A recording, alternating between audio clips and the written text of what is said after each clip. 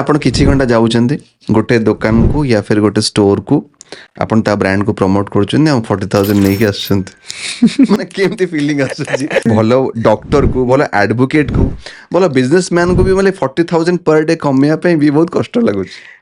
ଗୋଟେ brain surgeon को ये जो कंटेंट क्रिएशन जर्नी जो स्टार्ट ହେଇଥିଲା, मतलब डे 1 ଥାଏ ଆପଣଙ୍କ ହାତରେ କ୍ୟାମେରା ଥାଏ ଆଉ ସ୍କ୍ରିପ୍ଟ ଥାଏ, ରେକର୍डिंग କରିବା ପାଇଁ ରେକର୍ड बटन क्लिक करते, कौन फीलिंग आसे? एक्चुअली तमे गोटे कंटेंट क्रिएटर माने तमे सबु किछि, तमे कैमरामैन, तमे डायरेक्टर, तमे प्रोड्यूसर, तमे सबु, यू आर ऑलराउंडर। मते माने मु एते वायरल हे गली जे मते मते बहुत खुशी लगे एटा जाने कि मु रात राती निद हुएनी कि लाइक मते लोक चीफ गेस्ट हिसाब रे भी डाकुचंती, लोक माने रास्ता रे गले मते बहुत चिन्हुचंती, माने फोटो उठाउचंती, इवन मते मोठो ऑटोग्राफ भी नउचंती।